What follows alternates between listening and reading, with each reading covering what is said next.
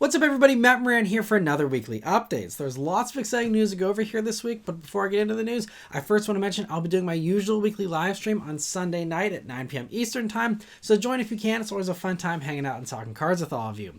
Also, another fun little thing, just before I get into the regular news, is my own personal car spot this week. I was actually driving to Ohio to pick up my new Fiat 500e that I just posted a video about yesterday, and while I was driving on the highway, I saw a camouflaged Acura Integra. Now, it just had the usual camo on the front and on the back, the white and black kind of checkered wrap kind of thing, and it was just on that front bumper and grille area and then the rear bumper. Acura does this most of the time for their refreshes, and as you've seen from most of their refreshes, it's a very minimal refresh, probably not going to be a huge change, but that was the first that I had seen or heard about any kind of Integra refresh. I guess we are getting close to being due for one, but that was my first time seeing that, hearing about that, so just be aware that there is a refresh for the Integra coming. I would assume sometime in the next 12 months. Could be sooner, could be later, we'll have to see. But anyway, interesting to see that myself, and unfortunately I just wasn't able to grab any pictures of it. But moving into the other news here this week. Just last week, I talked about how Mercedes was planning for the next 2 years here, and they revealed a lot of their plan here. And I will link that video at the end of this one if you want to hear all about that. But that new plan includes a new electrified V8, which could just be a revised version of the current V8 that we see in others. But now there's a new report this week from Autocar in the UK that's claiming that the V8 that's getting put into the CLE 63, which that was something that we kind of got some confirmation of, in the past few months last year, that they realized that people want the V8, and so the CLE is going to be the first one to get that. And it had previously seemed like that might be the only one in that lower class of Mercedes to get the V8, but according to this report, that's not true. So they say that this V8 is going to first still show up in the CLE, but then will also show up in the C63, possibly as soon as next year, they say, 2026, which would be impressive because this is a car that I don't think was designed to accommodate a V8, and obviously the C63 currently is a plug-in hybrid 4-cylinder, and so... But, I'm sure they found a way to fit it in. And, that makes a lot of sense considering there seems like there's zero interest for the current C63 and that plug-in hybrid 4-cylinder. And I think Mercedes realizes that, and I think the stars are also aligning that, they're also not going to have to worry about emissions regulations as much here in the US and potentially in Europe here. Germany just this past week electing, a more conservative, less liberal leader as well. And so, I think that seeing all these things, it's just like, okay, well, we don't have to really worry about this as much for the next few years. And so we will, bring the V8 back, especially since everyone's been demanding it. And so, again, nothing confirmed yet, but that seems to be pretty likely here. And when Motor One reached out to Mercedes here, one of their spokespersons said, "We can confirm that AMG is developing a new V8 engine. However, we ask for your understanding that we do not comment on a detailed product rollout or rollout plan." So, I think, this seems fairly certain, and, we already knew that they were going to have the V8 stick around for the higher end stuff, but, it's really great to see that the lower end stuff will continue to get that as well, and also, hopefully remain very fuel efficient with all the regular versions of the C class and all that. And it also stands to reason that we'll probably get this in the GLC 63 as well, maybe a little bit shortly after the C63, but, it's cool that they still have the plug-in hybrid versions, they still have, the regular versions, and so, I think a few V8s shouldn't be too bad here, so that's cool to see.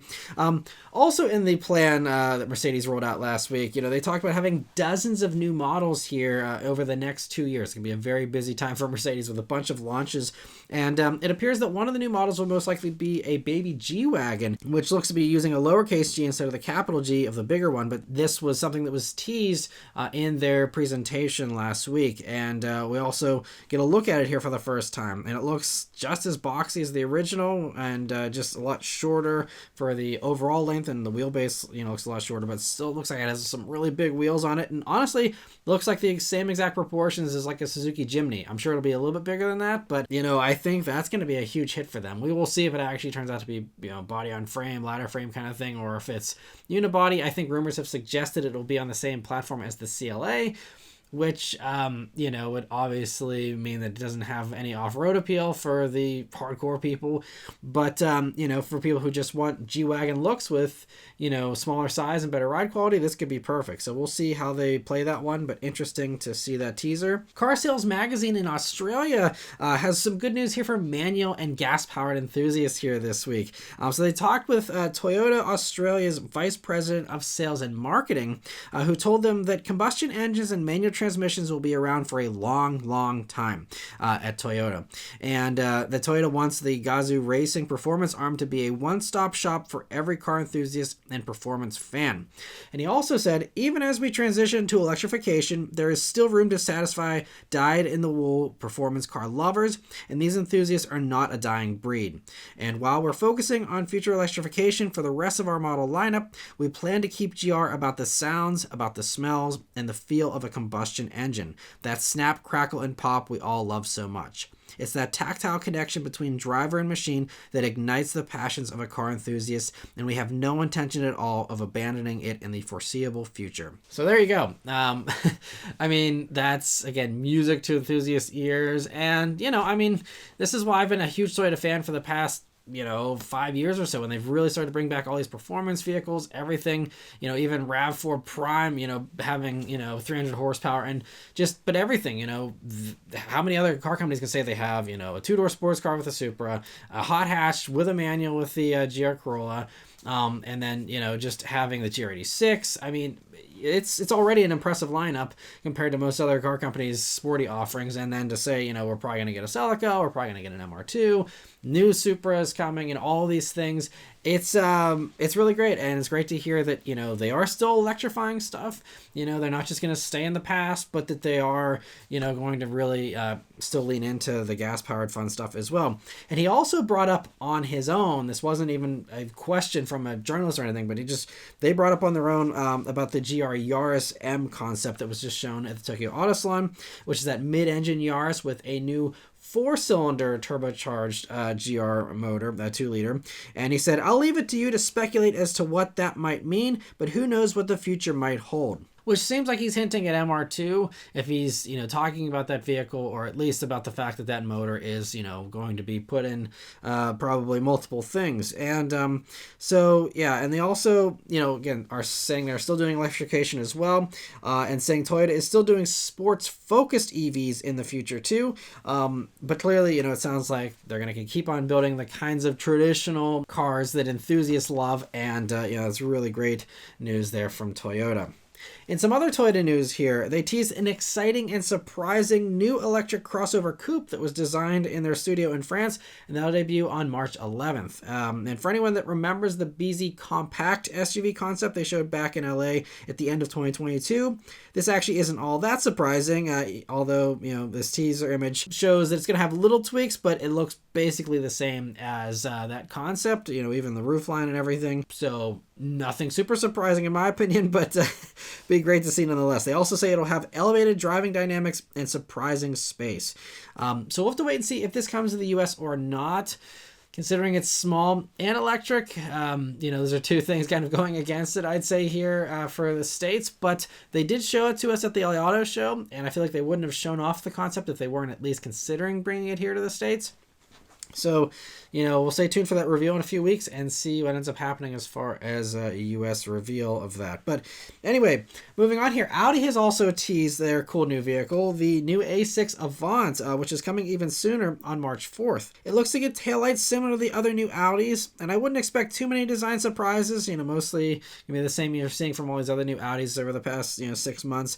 But it is notable that this is being called the A6 Avant and not the A7, considering Audi just recently pivoted to abandoning the idea of even-numbered vehicles being electric and odd-numbered vehicles being gas-powered, and instead just keeping those models in their usual traditional spots, aside from the A4, with that one already being too late there. But for the others, it's interesting. This was going to be called the A7 Avant, and now it's called A6 again. So good to see the traditional name, I'd say. And I'll be covering all the details on that reveal next week. And Volvo is continuing the teasers for their coming ES90 electric sedan. And so the info this week they provided gives us a few surprises though. So in addition to just 2 new pictures, we now have some specs here for this thing.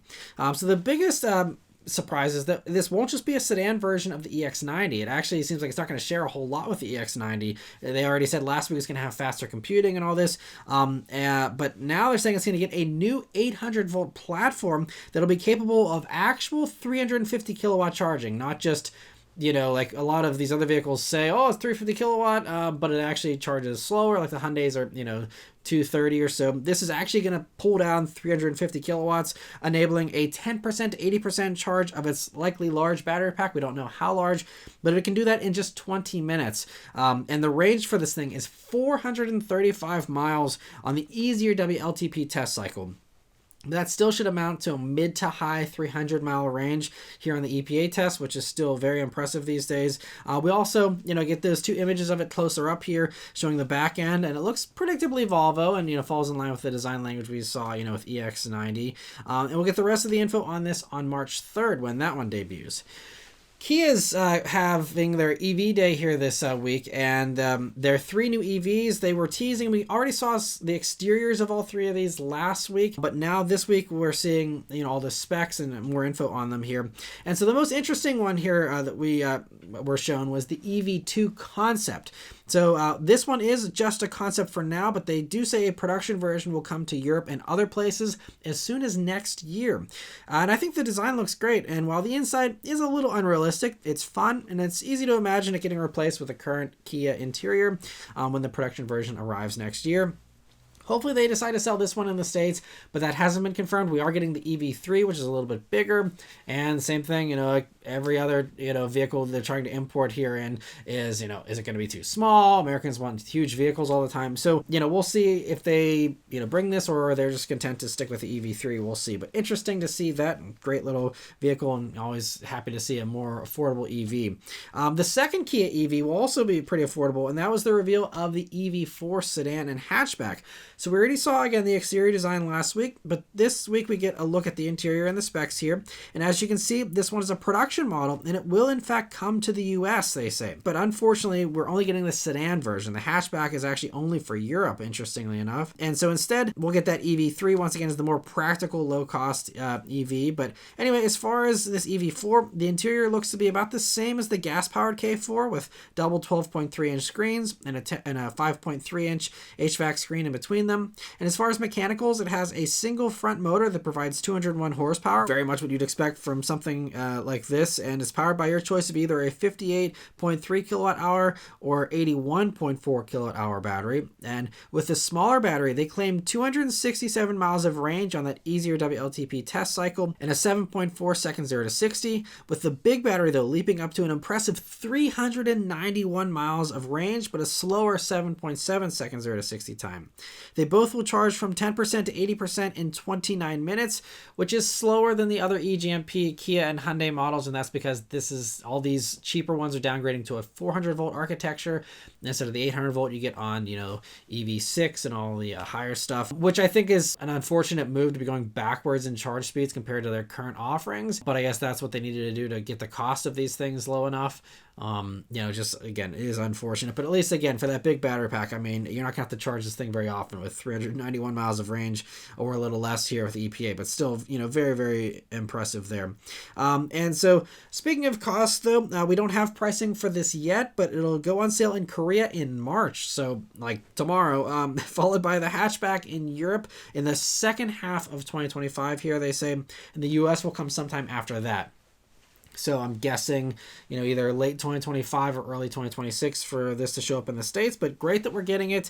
And, you know, it should be a really nice offering considering, again, they're, aside from, you know, Model 3 these days, you know, there's really nothing that competes as far as sedans in that cheaper class, you know, even with Hyundai's Ioniq 6 being a little pricier. So this is great to see. And yeah, looking forward to that. The last Kia reveal here was the PV5, which again, we saw all the exterior last week. This week, again, we see the interior and the specs. So for reference, it's slightly smaller than the short wheelbase Volkswagen ID Buzz that Europe gets, meaning it will be smaller than the ID Buzz we have here in the States. But like the ID Buzz, Kia will offer this in both passenger and cargo configurations, plus even as a chassis cab for the other commercial applications, that don't fit into the cargo one. So unlike the Volkswagen, though, this one is front-wheel drive, and it only does 161 horsepower and 184 pound-feet of torque from that front motor, with no option for all-wheel drive or more power, at least for now. And I mean, especially for the commercial applications, obviously that's completely fine. And again, with the instant punch of 184 pound-feet of torque, as long as this thing's not loaded up too heavily, even for the passenger version, isn't going to be horrible performance, but it'll be offered with a 51.5 kilowatt hour pack or a 71.2 kilowatt hour nickel manganese cobalt pack. Plus there's a 43.3 kilowatt hour lithium iron phosphate battery on the cargo version that's available. So, pretty small battery packs here. Again, it's just, supposed to be, again, not a long range vehicle, especially in those commercial applications. And so with the best case scenario for the biggest battery and passenger version, you get 249 miles of range, again, on that easier WLTP test cycle. So probably just barely over 200 here if they bring it and the EPA tests it. And also, again, being 400 volt means about a 30-minute recharge time from 10% to 80%. And the interior is pretty basic, as it should be for something like this, but it still has a 7-inch gauge cluster and a 12.9-inch touchscreen. It'll go on sale in Europe and Korea in the second half of this year. And even though it would be subject to the chicken tax here in the States, Kia's president said that they will try to find a way to bring it to the US. And I don't know how they're going to do that, aside from just tacking it on to the price tag, but that might be hard to justify then if it ends up being as expensive or more expensive than an ID Buzz. I guess the chassis cab thing is something Volkswagen can't offer, but it is something I think that, Ford offers with e-Transit already and stuff. So we'll see. It'd be fun, though, to bring it. I mean, I'm all for funky vans. That's going to be fun if they do bring it over here. So we'll see. Keep our fingers crossed, but cool to see that. BMW this week has provided some of their own technical details here for their Neue Klasse platform, and the main headline here is a claim of up to 560 miles of range, likely on the easier WLTP test cycle again in Europe. But even when that's reduced, I mean, we're still talking about nearly 500 miles of range, still maybe even over that. And even the lowest base version of these Neue Klasse vehicles will be rated at 373 miles of range. So likely, low 300s here, but still a base model in the low 300s is still very, very good. And they say this is thanks to a new cylindrical cell pack that is integrated into the pack there instead of having individual modules. And they're about 20% more energy dense, and combined with an 800-volt electrical system will provide a 30% increase in charging speeds and range overall. And they claim that 10 minutes of DC fast charging will get back 186 miles of charge of range there. So that's... again, that's really should be quick. I mean, we'll have to wait and see what the actual charge rate is. But again, with something that's getting 500 miles of range, you're not going to have to charge this thing very frequently, even on a road trip. And so very impressive. It's great to see these battery developments. And so the first production vehicle to get this will be the new iX3. It's coming later this year, followed by a new i3 sedan next year, and at least 2 others by 2028 as well. And a really nice evolution. This is, again, it's only been a few years since the first electric BMWs here of this, newer platform, and now this brand new platform already is outdoing it, by a good amount, and very impressive to see that. But a possibly even bigger achievement here this week as far as battery evolution and as far as just a historic achievement here came from Mercedes, announcing that prototype drives have begun with a EQS equipped with a solid-state battery. This is the first actual vehicle driving with a solid-state battery of this type here, and it comes from Factorial Energy. So it's a lithium metal solid-state battery, to be exact, and Mercedes says it's safer, lighter, and more efficient with 25% longer range for an expected range of over 621 miles in this application. Again, most likely WLTP again, but we're still talking high 500s with this, although, an exact battery size wasn't provided, so we don't know again, how they're doing it. They said they had to make minor modifications to the EQS, but it's not like they're stuffing this thing full of batteries or anything. Like it's, you know, a usual kind of skateboard kind of pack. They also say that this has been a long time coming. And Factorial Energy's CEO and co-founder said, being the first to successfully integrate lithium metal solid-state batteries into a production vehicle platform marks a historic achievement in electric mobility. This breakthrough demonstrates that solid-state battery technology has moved beyond the laboratory and into real-world application, setting a new benchmark for the entire automotive industry. Our collaboration with Mercedes-Benz proves that the future of electric vehicles is not just a vision, but a reality we are delivering today. Now, it's a delivery that they're giving to Mercedes in one pack here for now, but you know, they didn't say when we'll see any kind of mass production. That still is one of the biggest challenges, is mass production of this stuff. Clearly, you know, they're working this stuff out, and you know, China's also got their advanced battery packs with semi-solid state, and this is still a thing that is certainly happening and will, you know, get there. But for now, there's no promises as far as when this will actually show up in a production Mercedes or anything that Factorial Energy wants to provide it to. But you know, still a really huge deal. I know most other companies are talking about mass production in around 2030 or shortly thereafter for a solid state, for a variety of companies that are working on them. So that's, I think, you know, you can expect it hopefully maybe in 5 years' time. But very impressive, and really, you know, again, historic to see that. That's awesome. And again, that's just the beginning of solid state. And then as that evolves, I mean, again, range in even, you know, 5 to 10 years is going to be a non-issue.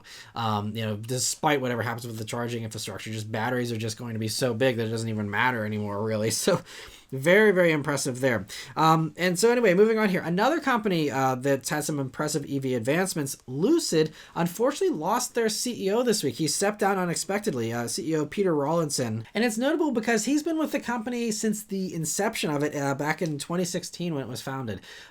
So this isn't just like some revolving door like some other car companies sometimes are. I mean, he's been there since the beginning. And so he didn't say why he's stepping down, really, just complimenting his team, the company, and being proud of what he's accomplished at Lucid. But he said, now that we have successfully launched the Lucid Gravity, I've decided it is finally the right time for me to step aside from my roles at Lucid. So he will remain a strategic technical advisor to the chairman of the board. Didn't know that was a title, but he's still going to be, you know, very influential in the company. So this sounds like it's an amicable, you know, parting of ways here, and he will have some influence still.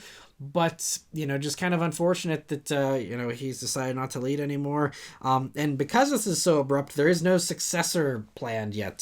So right now the COO is going to be taking over. In the meantime, maybe they'll end up getting the CEO job, or maybe they will find someone else. We'll have to see, but the board's, I guess, you know, considering replacements now. So hopefully they find a great replacement. And, you know, I think he also said in his comments here that, you know, Lucid is really set up. You know, they are, you know, again, he launched the Gravity here. Everything is, you know, doing well, and it's just a matter of, you know, following that plan and continuing to grow. And, you know, because it's so stable, I guess that's why he feels comfortable, you know, letting it kind of run on autopilot here for the meantime until a new replacement comes in. But anyway, very interesting to see that. For another abrupt change of plans here, Mini told Reuters this week that given the multiple uncertainties facing the automotive industry, the BMW Group is currently reviewing the timing for reintroducing battery electric Mini production in Oxford. So they had planned actually back in 2023 to start building electric Minis in the UK by 2026. And this was going to be the only way we were going to get any of these electric Minis in the States other than the Countryman, because the Countryman's built in Germany. So that one we have here in the States already, but the rest of them are built in China. And because of the 100% tariff on, you know, Chinese-made EVs, that means we don't get those electric Minis here in the States, and we won't probably, you know, until they relocate any kind of production somewhere else. And so, I mean, they had planned on, you know, doing like a $757 million investment to revamp the Oxford location. They got a bunch of grants from the British government as well, which they have since said they were not going to be able to accept, and they're not taking that money because they want to just hold off. And just, you know, again, everyone's in a holding pattern with all these tariffs and everything. Every car company, whether they're openly talking about it or not, are all terrified. They need stability. They need to know, that there are safe bets. And if there aren't any safe bets anymore, then everyone's just going to freeze and lock up and just stay where they're at until they know what to do. No one's going to want to do new investments if this stuff's always back and forth and all over the place. So, I wouldn't expect to see, too many, risks like this, or investing money into these new things if, again, they're going to get hit with a tariff for, British made stuff. If they also get 25% tariffs, maybe Mini will say, hey, maybe we should do a factory in the States. But then, who knows if that's going to be worthwhile after the next 4 years here. So it's all over the place. And it takes years to build these factories too. So by the time you get it up, you might have a new president, and then it's a whole thing. So who knows? And again, this is something they're thinking about. They're saying, multiple uncertainties all around the world. So it's not just an American thing, obviously. And so, I think it's why they're just like, just again, in a holding pattern here, for the foreseeable future. So that's unfortunate because it means, aside from the countrymen, again, unless they shift around production and move stuff out of China, I don't think we're going to see any of these electric Coopers again. So maybe the, last gen Cooper SE here, maybe those will start appreciating in value because, we might not see another electric Cooper here for a long time, if ever. We'll see. But anyway, very interesting to hear that. Another cool European vehicle that we won't get anymore, sadly, is the Volvo V60 Polestar Engineered. With Volvo confirming to Road and Track that production of the V60 Polestar Engineered has ended. The V60 Cross Country and the V90 Cross Country remain available in the US. And I'm sure sales were nearly at zero by this point. It's a very niche thing. I mean, it actually was pretty well priced for the performance, honestly. But it was just quirky with having, 455 horsepower from plug-in hybrid, turbo 4-cylinder. I had one for a week a couple of years ago, and I actually really enjoyed it. Ride was a little stiff, not a lot of interior storage space. That's kind of one of the problems with, all these current Volvos. So it wasn't perfect, but I really liked it. I thought it was a very cool vehicle, and just, it's a wagon, which instantly doubles the cool factor for anything. And so sad to see it go there. And, the regular V60 was already discontinued a while ago, so I think it's probably also why it was hard to justify keeping this around. So now we just have the lifted wagons at Volvo, and hopefully those will stick around. But, it sounds like wagons are falling out of favor at Volvo there. And so, yeah, really sad to see that one go. And surprised they didn't do any kind of, final edition or anything. And it's like, it's already done. There's, they already quit building it. There's no send-off. It's just like, oh, yeah, we stopped building it a while ago. Nothing to see here. They kind of just, I don't know, didn't give it the send-off maybe it deserved. But anyway, interesting to see that. Another vehicle that we knew was coming to an end soon, but we got confirmation of that this week, was the Alpine A110, which here in the United States still continues to be forbidden fruit. Anyone in North America, doesn't get it. But for those in Europe, this week they officially announced that the order books will close in 12 months, so you have plenty of time to place an order there as a last call here for anyone that wants one. And Alpine has already confirmed that it'll be replaced by an electric version eventually, but we're not sure when that's coming, or if they'll change their plans and maybe just do a revised version of this current car, to kind of last for the rest of the 2020s here. Again, with everything loosening up emissions wise, maybe they will change direction. But as far as we know right now, no new gas version planned, electric one coming next, and that's it. So anyway, yeah, but sad to see the A110 go. I've heard they're fantastic. I've obviously never driven one. I'd love to try one someday. But yeah, sad to see another small little sports car going away. And for the last news story here this week, I briefly have to, unfortunately, talk about tariffs again, because, again, this does affect consumers. And so this week, the new development here is that Trump did a Truth Social post reaffirming the March 4th deadline here, saying this week that is still something that is happening. Again, unless he's bluffing, but he's claiming 25% tariffs on Mexico and Canada will still go into effect next week because he thinks that they're not doing enough to curb the drug stuff that's been an issue in his mind, and so that's something that he's not happy about that. So that's why he's continuing with the tariffs. We'll see again if this happens or if more promises or charades are done to reassure him. I will have to see. But he also announced an additional 10% tariff on China as well that goes into effect next week, in addition to, the 10% that already was coming for China. Now, that obviously doesn't affect us as far as, most vehicles, although I think that would affect stuff like the Lincoln Nautilus, which is gas-powered, but is built in China, so we do get that. Again, Nautilus and I think there might be one or two other gas-powered vehicles built in China that do come here. So bad news for Nautilus potentially, but for everything else, it doesn't really affect any car stuff. Obviously, will affect prices of all the other Chinese goods that regular people buy on a regular basis. But so that'll go up to 20% there on March 4th for that. Now, Mexico's president says her government will stay cool-headed and remains optimistic that a deal can be made before Tuesday. We'll have to wait and see again if this gets delayed again or if they actually try to do this. We'll see what happens, but I'll be discussing whatever the result is next week. But again, this kind of uncertainty is not good for, the car industry. They don't know, what to plan for, what to do. And so again, we just have this holding pattern in the meantime.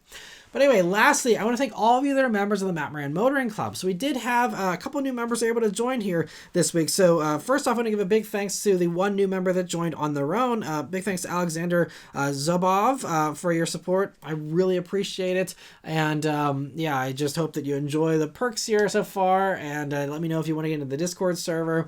Just send me a message and I can give you the link to that. And I also want to give a big thank you here to those who gifted memberships during last week's live stream. So big thanks to Grand Admiral Thrawn, Kyle, and Jordan Yeager for all of your support and for gifting those memberships here. I really appreciate it, and I'm sure all those that were able to rejoin, and also one new person that was able to join as well, become a member for the first time. I'm sure they all are very appreciative. And so I want to give a big welcome to that new member as well. So welcome to C6Z07.